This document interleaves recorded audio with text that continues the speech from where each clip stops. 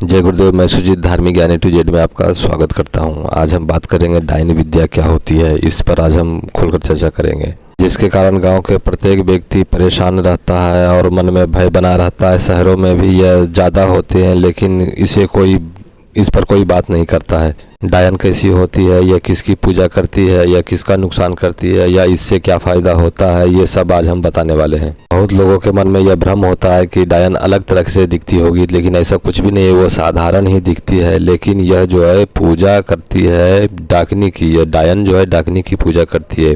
पुरुष जो होते हैं उसे डैया कहा जाता है, और स्त्री जो होती है, महिला जो होती है, उसको डायन कहा जाता है।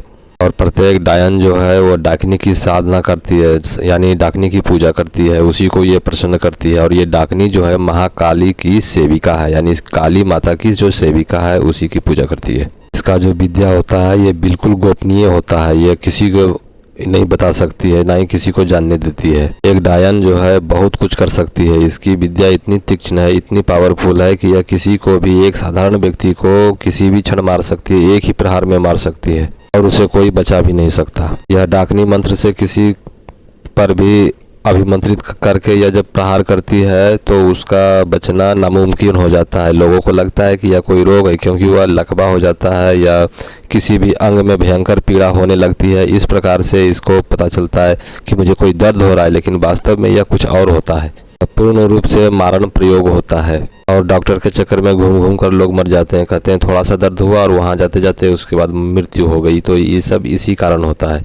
एक बात ध्यान देने वाली है कि यह जिससे जलती है उसी के ऊपर ज़्यादा यह नुकसान करती है। यानी इनको जिससे झगड़ा होता है, जिससे मन बनाव नहीं रहता है, उससे यानी ये उसकी बहुत ज़्यादा नुकसान करती है, पर ये ज़्यादा मारण प्रयोग भी करती है। ये शक्ति इतनी तीव्र होती है कि गांव में कौन सा तांत्रिक आया है या गांव में क्या हो रहा है, इसे हर पल हर क्षण इसे मालूम होते रहता है।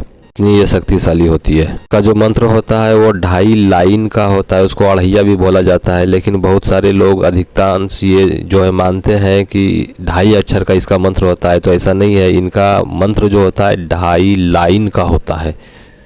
इसका इष्ट देवी डाकनी है, जो कि काली की सेविका है डाकनी, और ये जो है अत्यंत तामसिक प्रवृत्ति की होती है। और जो सबसे यानी डाकनी कई प्रकार की होती है, और जो सबसे ज़्यादा यानी तामसिक विचारधारा की होती है उसी की ये पूजा करती है। यह अपने माहवारी के जो कपड़े होते हैं उसको जिस घर के दरवाजे पर गुच्छी बना करके यानी दबा देती है, तो उसके घर में भयंकर इनके भूत प्रेत का उपद्रव होता है, और वहाँ कोई देवता भी नहीं जा सकते, क्योंकि वह डाकनी मंत्र से अभिमंत्रित होता है, और वहाँ कोई यानी सभी के लिए जाना निषेध हो जाता है, और वह उसे लंबे समय तक परेशान करते रहता है। यह किसी भी नवरात्र के जो 10वें दिन होता है उसकी रात्रि के भोर में, जब 3 से 4 बजे या रात्रि में ही यह डाकनी की पूजा करती है। नग्न होकर बिल्कुल नाचती है और वहीं पर पूजन करती है, ताकि डाकनी प्रसन्न हो सके।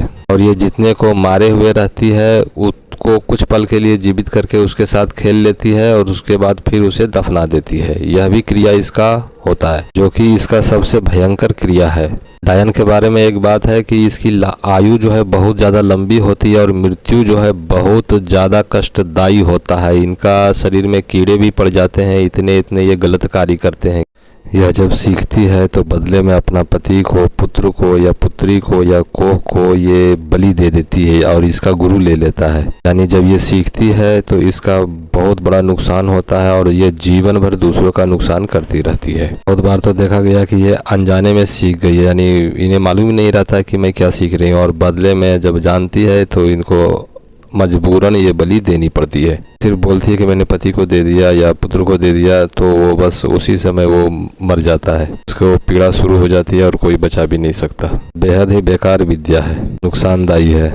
अब हम जानते हैं कि इसे रोक कौन सकता है, तो इसे रोकने के लिए महाविद्याओं का साधक होना चाहिए। जैसे महाविद्या तो है, और साथ में हनुमान जी की साधना की हुई हो, या भैरव सिद्धि हो, कलामुखी हो, त्रिपुर भैरवी हो, या काली हो, छिन्नमस्ता हो, इन सभी का जो साधक है इनको आराम से रोक लेता है। और फिर वैसे लोग इनसे सुरक्षित रहते हैं जिनके ऊपर उसके गुरु का पूर्ण हाथ हो, पूर्ण आशीर्वाद हो। ऐसा व्यक्ति ही इसके प्रभाव से बच सकते हैं, इसका प्रभाव कम हो सकता है। अब आप लोग समझ गए होंगे कि डायन विद्या क्या होती है। मैंने यह संक्षिप्त जानकारी दी है। सनातन धर्म से जुड़ी जानकारियां मैं लेकर आता हूं। अगर यह जानकारी अच्छी लगी हो तो चैनल सब्सक्राइब करें, वीडियो लाइक शेयर जरूर करें। अंत तक देखने के लिए धन्यवाद।